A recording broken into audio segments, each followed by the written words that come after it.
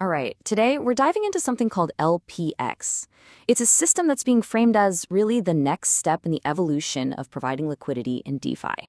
Okay, so to really get this, let's start with a great analogy. Picture a traditional liquidity pool, right? It's basically a punching bag. It just hangs there 24/7 and takes every single punch, every trade that comes its way, good or bad. LPX, though, it's completely different. Think of it more like a sophisticated striker, a smart boxer.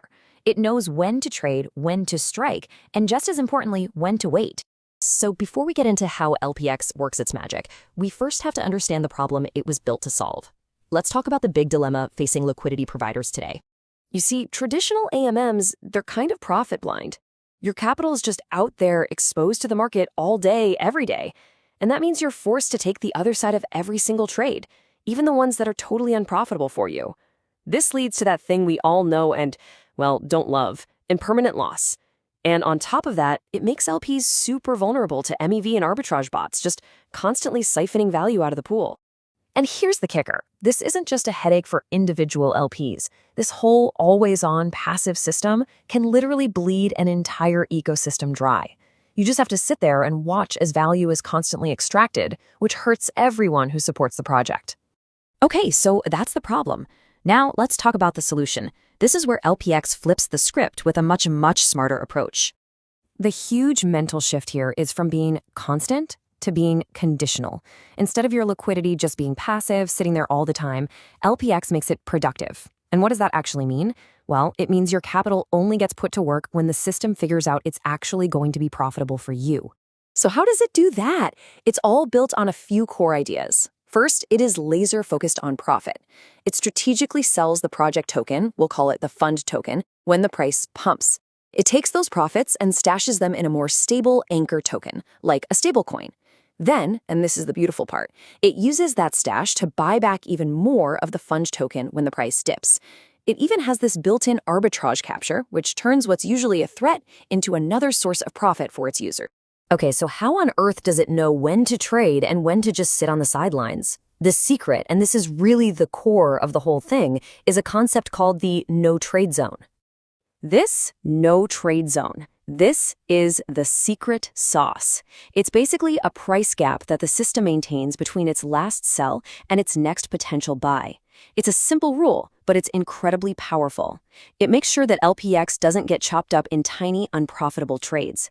It only jumps back into the market when the price is right.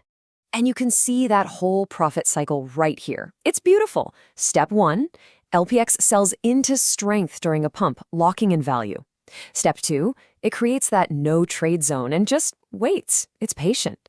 Then step 3, when the price drops, it uses those reserves to buy back the token for cheaper. And the result? Step 4, this buying pressure helps create a price floor, and the liquidity provider ends up with more tokens than they started with. It's a win-win. Okay, theory is one thing, but how does this actually perform in the wild? The proof is in the pudding, right?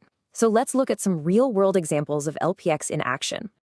First up, we're going to look at the Pulse X pool. We're zooming in on a really volatile couple of days back in early December. So check this out. Over just 2 days, look at the numbers. LPX made 140 buys, but only 91 sells. It sold about $37,000 worth of PLSX into the pumps, but then turned around and bought back $54,000 worth on the dips. Do the math, that's a net gain of $17,000 worth of tokens for the providers, all while it was actively defending the price. Pretty cool. And this brings up a really common question people have. They worry, doesn't a system like this kill the pump? But this data shows that's not what happens at all. LPX isn't trying to stop a rally. It's a smart trader. It takes some profits on the way up, so it has the ammunition to defend the price on the way back down. All right, for our next case study, let's look at a totally different situation.